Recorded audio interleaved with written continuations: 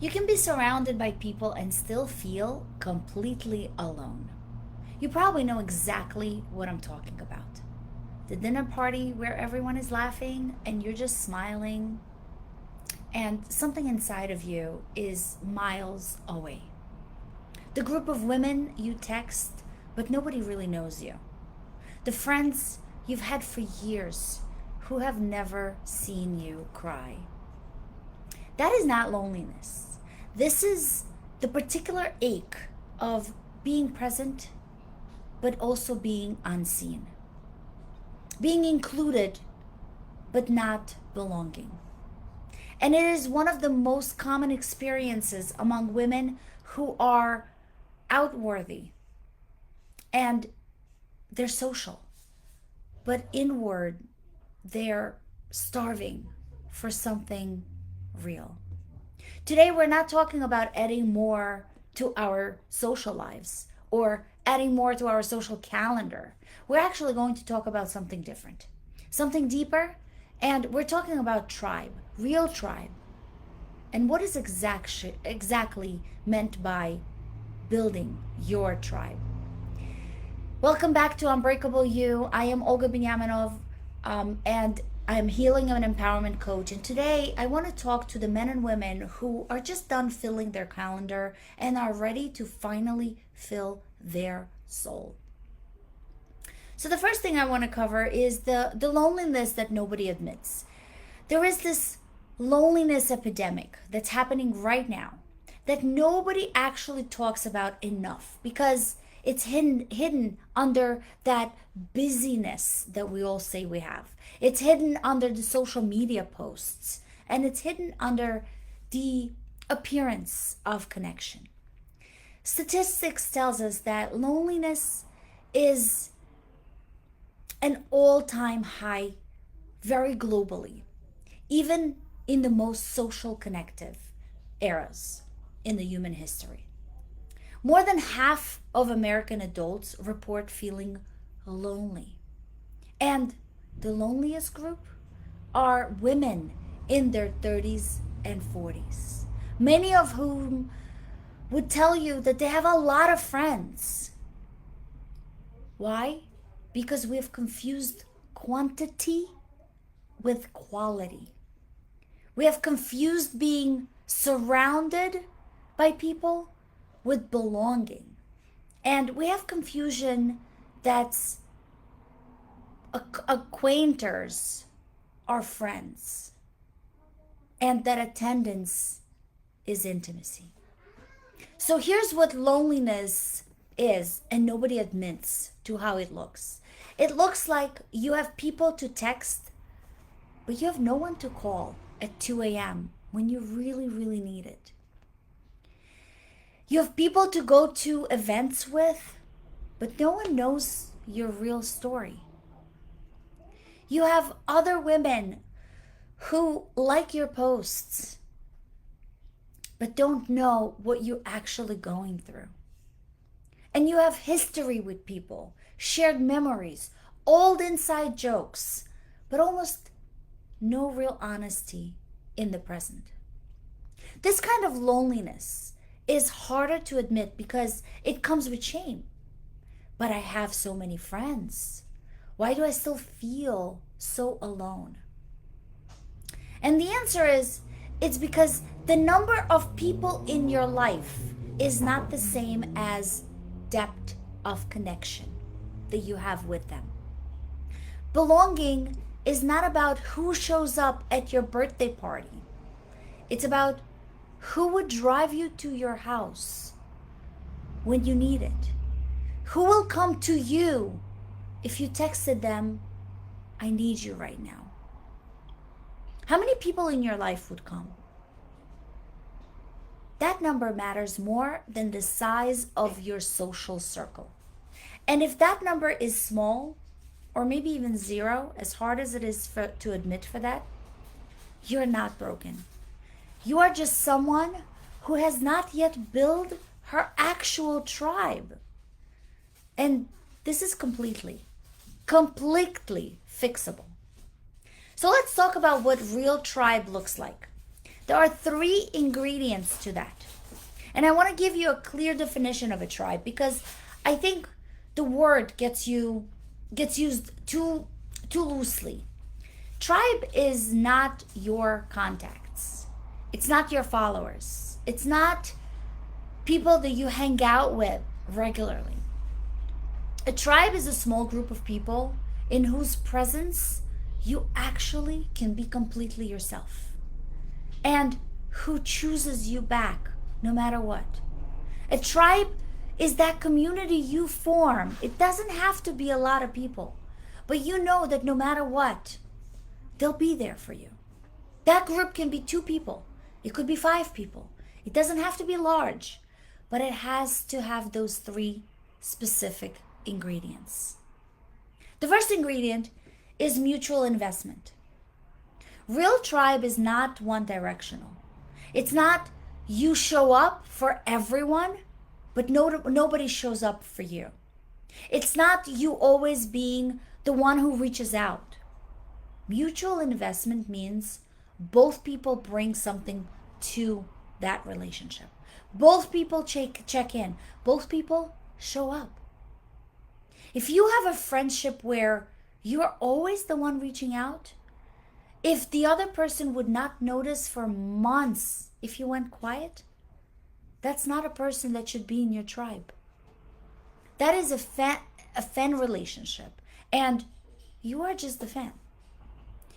Mutual investment is foundational.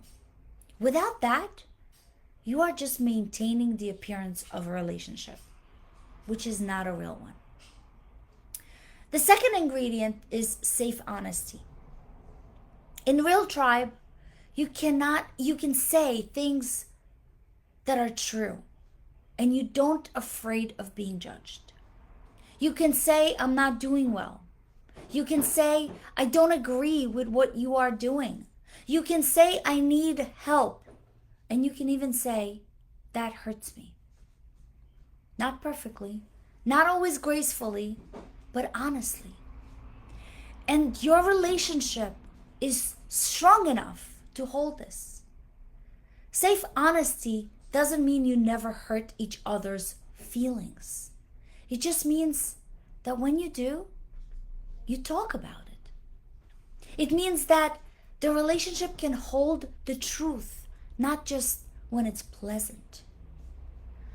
Friendship that can only survive when everything is going well and when everything is not as transparent, when everyone is being agreeable, it's not a tribe. These are just social contacts. Remember that, because that's important. The third ingredient is shared growth. I'm not saying that your friends have to be on the same spiritual journey as you. But what I am saying is that real tribe wants good things for you. Real tribe challenges you gently, but also lovingly. Real tribe does not keep you small because your growth makes them uncomfortable. You have outgrown relationships before. You know what it feels like to want to share an insight, a breakthrough, something that changed you, and to watch the other person respond with a blank eye or just a subtle criticism. You've seen that before. Shared growth doesn't mean that you need to be in a lockstep, but it means that there's a mutual respect for the journey, a genuine desire to see each other evolve, a willingness to expand by each other. Mutual investment, safe honesty, and shared growth. That is a tribe. So, how to take one relationship deeper this week? I want to give you a practical exercise. And I want you to actually do it. Think of one person in your life who has a potential. Not a perfect friendship, not a perfect formed tribe situation. Just someone you feel something real with. someone you enjoy, someone you sense could be more than just whatever they currently are in your life. And if you got someone like that, that's good, because this week you're going to have one real conversation with that person. Not a catch up, not a fun brunch where you talk about kids or work drama. A real conversation. And here's how you invite it. Hey, can we have a real conversation sometimes soon? I've been thinking about some things and I would love to talk to someone that I actually trust. That's an invitation. Very simple, non-dramatic, real. And when you have that conversation, let yourself be a little more honest than you would normally. Not everything, not trauma dumping on that person, just one layer deeper than you usually do. Ask her something real. Ask that person, how are you actually doing? And then listen. Like really listen. That one conversation can shift an acquaintanceship into friendship. A friendship into a relationship. And a relationship into a tribe. Tribe is built one honest moment at a time. So start that one today. You didn't heal this much to stay in isolation. You didn't do all this work on yourself, the journaling, the therapy, the honest confronting with your own patterns to stay in life that doesn't honor that growth. The person that you have become need to have that tribe. And you want to be that person who will become your tribe and you are already around them. Some of them are in your life right now waiting for you to just let them in. Some of them you probably haven't even met yet. And they're waiting for you to step into that space where they gather. Real community is not found. It's built. And it's built intentionally, bravely, one honest conversation at a time. You are ready. You have already been ready. And it's just your time to start. If you're ready to design your life, that includes deep conversations, deep community, meaningful connections, and the kind of clarity about what you want and about who you want to be surrounded by. I want to tell you about the program that's called Life by Design. And it's almost New Year's before we know it. So that's very important to know. What is it that you want in life? Life by Design is a program I run at Exceed Learning Center that allows you to see at all categories of your life and see what is it that you actually want in those categories.